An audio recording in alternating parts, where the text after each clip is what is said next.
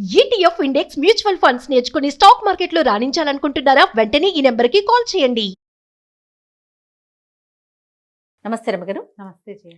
రమగారు, పీరియడ్స్లో కొన్ని పనులు చేయమంటారు, కొన్ని పనులు చేయకూడదు అంటారు. అసలు పూర్వకాలం అయితే చక్కగా ఆ 5 రోజులు ఒక పక్కన కూర్చోబెట్టి పూర్తిగా రెస్ట్ ఇచ్చేవాళ్ళు, శరీరానికి మనస్సుకి కూడా. దానికి ప్రత్యేకించి ఒక ఆహారం కూడా తీసుకునేవాళ్ళు, అంటే సాత్విక ఆహారం తినాలి, అలాంటి నియమాలు కూడా ఉన్నాయి.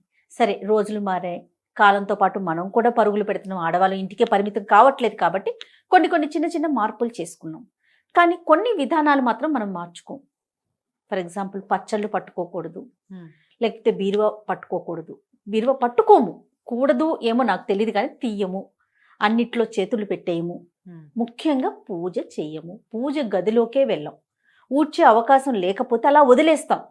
పూర్తిగా అయిపోయిన తర్వాత స్నానం చేశాకే మనం అటువైపుకి వెళ్తాం. కానీ ఈ మధ్యకాలంలో కొన్ని సోషల్ మీడియాలో నేను చూస్తూ ఉన్నాను అమ్మగారు, ఎందుకు చేయకూడదు, తప్పేంటి, ఇది కూడా భగవంతుడు ఇచ్చిందే కదా, మొత్తం ఆయన బిడ్డలమే కదా, చేస్తే ఏమవుతుంది, నేను ఇలా చేసేసాను, నాకేం కాలేదు, నేను చాలా హ్యాపీగా ఉన్నాను, ఇలాంటి కామెంట్స్ చూస్తూ ఉన్నామండి. మీరు ఏదైనా చెప్తారా నాకు? కొన్ని విషయాలు ఎందుకు మాట్లాడుతూ ఉన్నామో తెలియకుండా మాట్లాడుతూ ఉంటాను జయ. సోషల్ మీడియా వచ్చాక మనకి ప్రతిదాని గురించి ప్రతి వాళ్ళు ఆడలేదు, మగలేదు, చిన్నలేదు, పెద్దలేదు, అన్నీ మాట్లాడేయాలి, అన్నీ అడిగేయాలి, అన్నీ చెప్పేయాలి, ప్రతిదీ చూపించేయాలి.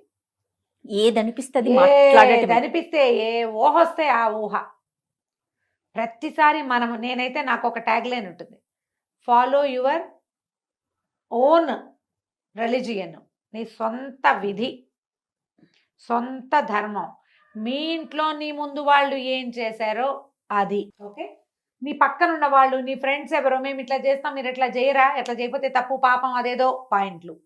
ఈ పాయింట్లతోటి వీళ్ళేమో కాంప్లికేటెడ్గా అయిపోయి బోళ్ళని కాంప్లికేషన్స్ వచ్చి ఓసీడీలు వచ్చేసి పిచ్చి వెర్రి ఎత్తిపోయి జబ్బులు చేసి చచ్చిపోతున్నారు. ఏమనాలంటే ఒకసారి ఇంత దిక్కుమాలిన మాటలు మాట్లాడతారంటే, దేవుళ్ళు ఎందరు, వాళ్ళల్లో వాళ్ళకి తేడాలు. ఈ పూజలు మేము చేయకూడదు, 3 రోజులు చేయకూడదు, 5 రోజులు చేయకూడదు, 7 రోజులు చేయకూడదు, 8 రోజులు చేయకూడదు, ఇదొకటి. నేను 3వ రోజు ఇవాళ నేను గుళ్ళోకి వెళ్ళొచ్చా, నేను అక్కడికి వెళ్ళొచ్చా, సత్యనారాయణ వ్రతానికి నేను వెళ్ళకూడదని నీకు తెలుసు, నువ్వు అడుగుతావు. సోషల్ మీడియాలో అడగంగానే ఒక 5-6 పెద్దక్కయ్యలు ఎబ్బెబ్బే వెళ్ళకూడదండి అంటారు. కొంతమంది ఇంకొంతమంది చిన్నక్కయ్యలు ఎందుకు వెళ్ళకూడదండి, ఏమవుతుంది అంటారు. మీకు ఓన్ విల్లు లేదు, మొదట ఎవరికీ లేదు. సొంతంగా నేను ఏం చేయొచ్చు, ఏం చేయకూడదు అనే ఒక బుక్ లేదు మనకి. మన ఇంటికి ఒక రూల్ బుక్ ఉంది, ఆ చచ్చిన మన ఇంటి రూల్స్ మనం వినాం. ప్రతి ఒక్కరికి ఉంటుందిగా, ప్రతి ఒక్కరికి ఇదైతే ఉంటుంది కదా. పీరియడ్ సమస్య ఈ సంవత్సరమే పుట్టింది కాదుగా, సోషల్ మీడియాతో పుట్ల, అది అనాదిగా దాంతోటే మనం బతికుంటున్నాం, మనం ఉన్నాం, అసలు అంతే కదా, అనాదిగా ఉన్నదే కదా. ముందు నుంచి ఫాలో అయ్యే వాటిలో అమెండ్మెంట్లు చేరుతూ వస్తూనే ఉన్నాయా. 50 ఏళ్ళ నాడు పీరియడ్ వస్తే కాలేజీ స్కూళ్ళకి వెళ్ళేవాళ్ళు కాదు, అసలు కాలేజీలే లేవు అప్పుడు, తర్వాత వచ్చినాయి. పీరియడ్స్లో ఉంటే ఏదో విడివిడిగా ఇంట్లో బయట కూర్చొని కాలేజీకి వెళ్ళి చదువుకొచ్చేవాళ్ళు. అందుకని కాలేజీ నుంచి రాగానే అందరూ బట్టలు మార్చుకునేవాళ్ళు. ఆఫీస్ తర్వాత ఆఫీసులు వచ్చాయి, ఉద్యోగాలకు వెళ్తున్నారు. మధ్యలో డ్యాన్స్ అయ్యి, ఎగిరి దూకు, షటిల్ ఆడు, బ్యాడ్మింటన్ ఆడు, ఇది వాడుకో, దానివల్ల అది కూడా ఆడేయచ్చు లాంటి యాడ్స్ కూడా చూసాం. అవును, ఇది కరెక్టా, అది కరెక్టా, పీరియడ్స్లో ఏం ప్యాడ్స్ వాడాలి అనేది ఓ విస్తృతమైన చర్చలు చేసాం అందరం, పిల్ల మేక ఎవరిని వదిలిపెట్టల, పెద్దవాళ్ళు చిన్నవాళ్లతో సహా. అక్కడి నుంచి ఈ గోల. ఇప్పుడు పూజ ఎందుకు చేయకూడదు, నేను చేశాను, this is my first day, I'm doing puja లాంటి వ్యవహారాలు కూడా వచ్చినాయి. అమ్మ, 2 ప్రధానమైన విషయాలు మనం తెలుసుకోవాలి. మనం రోజువారీ క్రియల్లో మాట్లాడదాం. మొదట, నువ్వు స్నానం ఎప్పుడు చేస్తారు జనరల్గా అందరూ? ఉదయమో మధ్యాహ్నమో చేస్తాం, ఎలా కుదిరితే ఎట్లా. దాని తర్వాతే భోజనం చేస్తారు కదా. అన్నం తినగానే మీరు స్నానం చేస్తున్నారా? ఎవరైనా అన్నం తిని స్నానం చేయకూడదు, బేసిక్ రూల్ తెలుసు కదా. అవును, ఎందుకు? దానికి ఒక క్వశ్చన్ ఉందిగా, సైన్స్. ఏమిటి? అన్నం తిన్నాక మనం పొట్టలోకి ఇంత ఆహారం పడేస్తే శరీరంలో ఉన్న రక్తం అంతా వెళ్ళి ఆ పొట్ట మెషిన్ మీద పనిచేస్తుంది. అవును, ఇలాంటప్పుడు నువ్వు నీళ్లు పోసి ఆ మెషిన్, వేడెక్కి ఉన్న మెషిన్ మీద పెన మీద నీళ్లు చల్లినట్టుగా నువ్వు నీళ్లు పోస్తే డైజెషన్ ప్రోగ్రామ్ ఆగిపోయి జబ్బు చేస్తుంది. ఇది అందరు ఒప్పుకుంటారు కదా, బేసిక్ రూల్. పిల్లలకి కడుపు నిండా పాలు ఇచ్చి లేదా బాగా చక్కగా సెర్లాక్ తినిపించి నీళ్లు పోతే కక్కేస్తారు, తెలుసు కదా అందరికి. అవునండి కదా. ఇప్పుడు పీరియడ్ టైం అందరికీ రాదు, కొంత మగవాళ్ళకి అస్సలు 0, ఓన్లీ ఆడవాళ్ళకి. 10 ఏళ్ళు దాటిన తర్వాత 50 ఏళ్ళకి 55 ఏళ్ళకి దగ్గరలో ఈ మొత్తం పీరియడ్ అంతా ప్రతి నెల ఈ ఋతు అవస్థ ప్రతి ఆడవాళ్ళకి వస్తుంది. ఋతుస్రావం అత్యంత సహజమైన క్రియ. స్త్రీ శరీరంతో చేయబడుతుంది. అది నెలంతా మీ శరీరం ఏం చేస్తుంది, ఒక 20 రోజుల పాటు పనిచేసి స్త్రీల లోపల గర్భధారణకి అనువుగా ఒక బ్యాగ్ని ఏర్పరుస్తుంది. అవును. దాని పని అది చేసుకుంటూ ఉంటుంది దాని సిస్టమ్ ప్రకారం. ఎప్పుడైతే గర్భధారణ సమయం దాటిందో, ఎప్పుడైతే ఓవ్యులేషన్ పీరియడ్ దాటిపోయింది, అక్కడ ఏమి ఓవ్యులేట్ అవ్వలేదు, ఏం అవ్వలేదు, గర్భావస్థ రాలేదు, తర్వాత ఏమవుతుంది, షెడ్ అయిపోయి దాని అంతటా అది ఊడిపోయి దాని ఏ ముచుకకి అది పట్టుకుని ఉన్నదో ఆ బ్యాగ్ అది వదిలేస్తుంది. అది స్లోగా బయటకు వచ్చేస్తుంది, డిశ్చార్జ్ అయిపోతుంది. డిశ్చార్జ్ అయి సహజంగా అత్యంత సహజమైన క్రియ. దీని గురించి వెగటుగా మాట్లాడడానికి వీల్లేదు.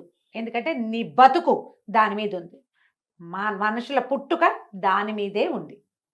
దాన్ని గౌరవించి తీరాలి.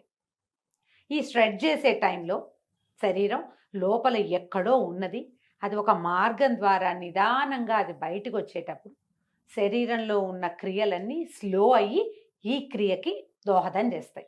సైన్స్ డాక్టర్లు కూడా చెప్తారు కదమ్మా. ఏ డాక్టర్ గైనకాలజిస్ట్ అయినా చెప్పేదేగా. పీరియడ్స్లో రెస్ట్ ఇవ్వండి అని చెప్పే డాక్టర్లు లేరా? ఉన్నారు, 100% ఉన్నారు. అవసరమైతే చేయండి అమ్మా, అవసరం లేకుండా మీరు సీనియర్ గైనకాలజిస్టులు 100 మంది ఇంటర్వ్యూలు చూస్తాను చేయ నేను. అవునండి. గైనకాలజిస్ట్ అనగానే ముందు అదే వింటాను నేను మిగిలిన మానేస్తా. పీరియడ్ టైంలో సాత్వికంగా తినండి. గైనకాలజిస్ట్ చెప్పకర్లా, మన ఇంట్లో ఉన్న ముస్సిలి మా అమ్మ కూడా చెప్తుంది. అవును.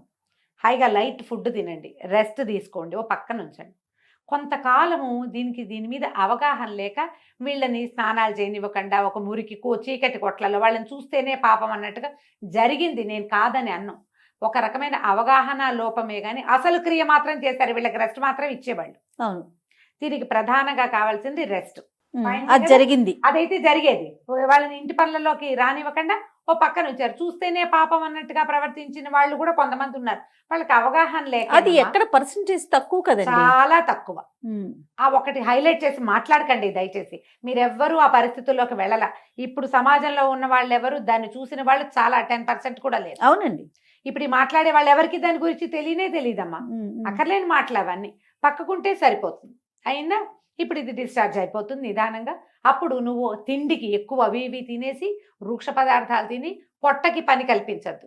నీ గర్భంలో పొట్టలో వేరే క్రియ జరుగుతోంది, దాన్ని స్లోగా జరగనివ్వు. జరిగిపోతుంది దాని దారినది. అయిపోయాక 4 రోజులు అయితే జనరల్గా పాత రోజుల్లో 3 days ఫుల్ బ్లీడింగ్ అయ్యేది. ఇది లెక్క. 4వ రోజు స్వల్పంగా ఉండేది. 5వ రోజున మార్నింగ్ 5వసారి స్నానం చేస్తే 5th day మార్నింగ్ మీరు తల స్నానం చేస్తే మీరు పూజ చేసుకోవచ్చు, ఇది చేసుకోవచ్చు, అన్నీ చేసుకోవచ్చు అనే విధి ఎప్పుడు ఉండేదంటే, అప్పట్లో ఆడవాళ్ళు వంగి లేచి కూర్చుని నీళ్లు పట్టుకుని నీళ్లు తెచ్చుకుని కూర్చుని గొంతు కూర్చుని వంట చేసి బావిలోంచి నీళ్లు తోడుకుని చల్లటి నీళ్ళ స్నానం చేసి వాకిళ్ళూడ్చి బియ్యం దంచి ఇన్ని పనులు చేసేటప్పుడు ఈ 4 days ఖచ్చితంగా ఉండేది. నాకు కూడా తెలుసు, నా సొంతంగా కూడా. ఎప్పుడైతే మనం ఈ సుఖాలు అలవాటు పడే బాత్రూమ్కి వెళ్ళడానికి నడవము, మనము కింద కూర్చొని ఏ పని చేయము, ఏమి దంచము, తొడము, కడగము, ఊడము, చెరగము, ఏ పనులు లేవు. ఇప్పుడు పీరియడ్స్ పైకి కిందకి సహజంగా అయిపోతున్నాయి అందరికీ కూడా. ఇప్పటికీ కూడా 4th dayకి బ్లీడింగ్ పూర్తిగా ఆగిపోయే వాళ్ళు 50% ఉన్నారా లేదా? ఉంటారు ఖచ్చితంగా. అందుకే ప్రెగ్నెన్సీలు, నార్మల్ ప్రెగ్నెన్సీలు చాలా ఉన్నాయి కదా. ఉన్నాయి కదా. నార్మల్ ప్రెగ్నెన్సీ ఎవరికి వస్తుంది? పీరియడ్స్లో ఫ్లక్చుయేషన్స్ లేని వాళ్ళకి నార్మల్గా ప్రెగ్నెన్సీలు వచ్చేస్తాయి. ఏదో ఫ్లక్చుయేషన్ ఇబ్బంది ఉందంటే మీరు పని చేయకపోవటం వల్లే అని నేను అన్ను. రకరకాల ఎలిమెంట్స్ అయ్యి ఉంటాయి. అయినా ఇప్పుడు ఈ క్రియలో ఇది సహజమైనది, మీకు అందరికీ తెలుసు, నేను మళ్ళీ చెప్పాను. వేరే పూజ దగ్గరికి వద్దాం. వాట్ ఈజ్ పూజ? ఏంటమ్మా పూజ? భగవంతుడు నువ్వు 2 పూలు తెచ్చి ఊరికి ఇక్కడ పడేసి అలంకారం చేసుకోవటం కాదు. నీ పూజ చేస్తే మన శరీరంలో ఉన్నటువంటి బ్లడ్ పైకి వెళ్తుంది. చక్రాస్లో ఉన్న ఎనర్జీ పైనున్న సహస్రారంలో ఉన్నటువంటి శక్తిని చూడ్డానికి పైకి వెళ్తుంది. అది మనకి ఇప్పుడు పీరియడ్లో శక్తి అంతా ఎక్కడికి వెళ్తోంది? తిరోగమనంలో ఉంది, కిందకి వెళ్తోంది. ఈ కిందకెళ్ళే శక్తిని నువ్వు పట్టిలాగి పైకి తీసుకెళ్తానంటాం ఏంటి? గొప్ప అది ఏంటమ్మా? అది ఎందుకు చేయాలి ఆ పని? పూజ అంటే నువ్వు పువ్వులు పెట్టడం, ఐఎమ్ డూయింగ్ పూజ, నాకు ఇంగ్లీష్లో 4 వాక్యాలే వచ్చమ్మా, అంతకంటే రావు, ఇవే వచ్చు. డూయింగ్ పూజ అంటే ఏమొచ్చు నీకు?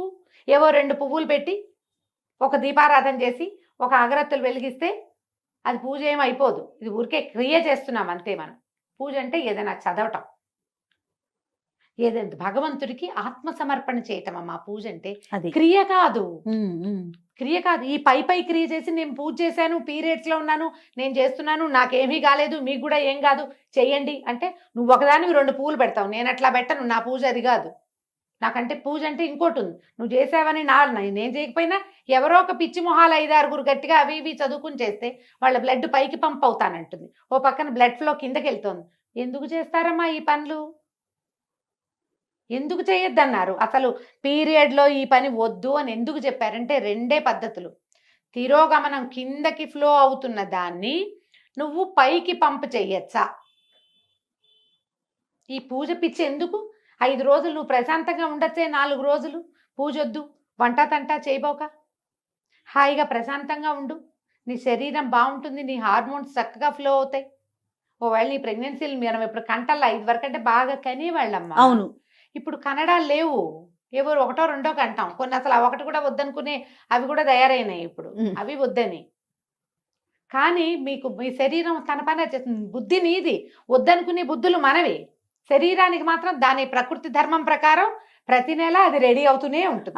నువ్వు వద్దన్నా అది మాంద కదా. నువ్వు అదేం చేస్తుందో దాన్ని చేయని, అది ఏ రకంగా వెళ్తుందో దాన్ని వెళ్ళని వాళ్ళు. కానీ నీ ఐడియాస్ తోటి శరీర ధర్మాలని పాడు చెయ్యొద్దు. పూజ చేస్తే నాకేమీ కాలేదు, నాకేమీ కాదు అన్న నమ్మకం నీకుంటే నువ్వు నీ ఇంట్లో చేసుకో, దాన్ని ఫేస్బుక్లోను వాటిలోనూ పెట్టకు. నేను కొన్ని ప్రశ్నలు ఎప్పుడు ఎదుర్కొంటాను జయ.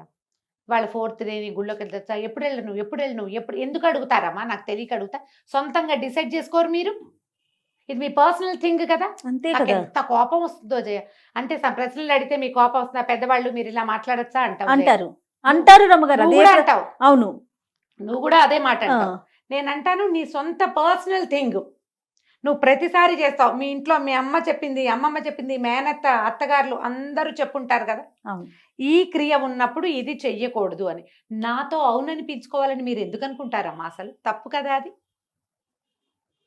నాకేం బ్లీడింగ్ లేదండి, నువ్వే డిసైడ్ చేసుకో. రెండో మనిషి నీకు అనుమానం ఉంది కాబట్టి నన్ను అడుగుతావు. అనుమానం ఎప్పుడు వస్తుంది జయ? అది తప్పని నీకు తెలిసినప్పుడు కాదు. అంతే కదా, అవునా కాదా? ఖచ్చితంగా. దయచేసి ఈ పీరియడ్స్కి ప్రవచనకర్తలు, పెద్దవాళ్ళు, ఆడవాళ్ళు మాట్లాడడం మానేయండి అమ్మా, స్పందించడం మానేయాలి. ఇది లాస్ట్ స్పీచ్. నేను మళ్ళీ ఇంకొకసారి పీరియడ్ మీద నీతో మాట్లాడి చేయ. పీరియడ్స్ గురించి ఇక నన్ను అడగద్దు, నేను చెప్పను. ఇవి వినడం వల్ల మీరు కేసులు చుట్టాలని నేనేమో అవి చూస్తున్నాను. ఇవి అతిగా మాట్లాడతారు, మగవాళ్ళు కూడా చెప్తున్నారమ్మా అక్కర్లేని మాటలు. ఎందుకు వచ్చింది ఇవి ఈ మాట్లాడడము? ఇవి విన్న వాళ్ళలో ఒక్కొక్కళ్ళు భయస్థులు, పిరికి వాళ్ళు, పాపం మానసికంగా బలహీనలమ్మా. ఇవి విని భయపడి చచ్చి అదేదో ఎక్కడైనా అంటిందేమో, ఎదైందేమో, ఓసిడీకి లోనయ్యి జీవితాలు మిజరబుల్ చేసేసుకుంటున్నారు జయ. 40 పైన కేసులు మాట్లాడాను జయ ఈ ఒక్క విషయం మీద. నేను 40 కేసులు పైభాగం పైనే. ఒట్టి శుభ్రత అది కాదు, పీరియడ్ రిలేటెడే చచ్చిపోవడానికి సిద్ధమయ్యే కేసులు చూస్తున్నా నేను. సూసైడ్లు చేసుకుంటున్నారు, దాంట్లోకి వెళ్ళిపోతున్నారు. పిల్లలు కలిపేశారని, ముట్టు కలిసిపోయిందని, అదేదో పంప మునిగిపోతుందని, ఆ 3 రోజులు వాడుకున్న బట్టలు మళ్ళీ వాడుకోకూడదని, గాజులు వేసుకున్న వాళ్ళు గాజులు కూడా తీసి బయట పారేయాలని, ఎన్నెన్నో మార్చాలి, ఇల్లంతా కడిగేసేయాలి, బట్టలన్నీ ఉతికేసేయాలి, దుప్పట్లన్నీ తీసి బయట పారేసేయాలి. పిల్లలు స్కూల్ నుంచి ఇంటికి వస్తే డేగ కళ్ళతో ఆ పిల్లలకి తల్లికి రిలేషన్ ఉండటల్లా ఇట్లా అవుతోంది. మీరందరూ మాట్లాడడం మానేయండి దయచేసి.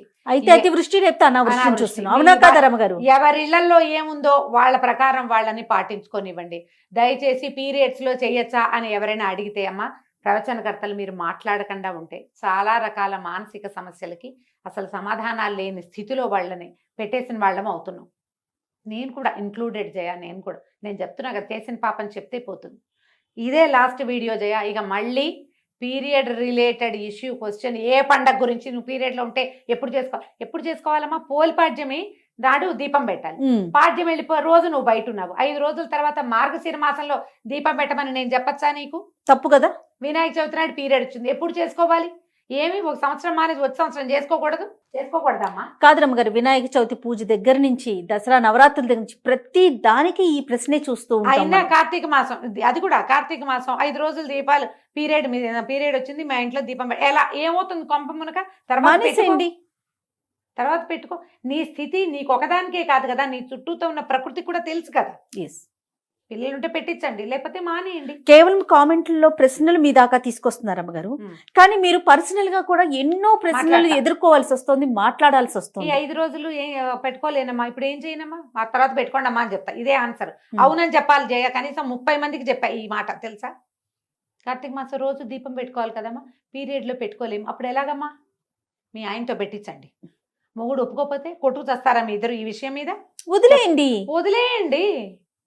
ఈ పీరియడ్ ఇంత గోల్ చేస్తోందమ్మా, సహజమైన క్రియని ఎంత కాంప్లికేటెడ్ చేసేసుకుంటారు జయ. చిన్న పిల్లల ముందు, పెద్దవాళ్ళు మీరు అన్నట్లుగా అందరి ముందు మాట్లాడేయాల్సిన పరిస్థితి వచ్చేస్తుంది. వచ్చేస్తుంది. అంటే అదేదో దాచేది కాదు, కానీ మాట్లాడుకోవాల్సిన అవసరం కూడా లేదు కదా. లేదు, మీ ఓన్ సిస్టమ్ ని ఫాలో అవ్వండి.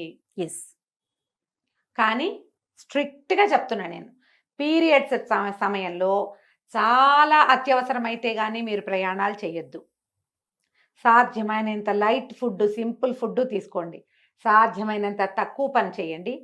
పూజ అని మీరు దేన్ని భావిస్తున్నారో, ఏదైతే మీలో ఆధ్యాత్మిక భావాల్ని పెంపొందిస్తుందో ఆ పని చెయ్యొద్దు. ఇట్స్ ఏ నో మీన్స్ నోయే. ఆధ్యాత్మిక భావాల పెంపొందించడం అంటే బ్లడ్ ఊర్ధ్వగామి అవుతుంది, రక్తం పైకి వెళ్తుంది, అది చేయకూడదు. శరీరాన్ని దాని పని దాన్ని చేసుకొనివ్వండి. రైట్. నమస్తే. నమస్తే జయ.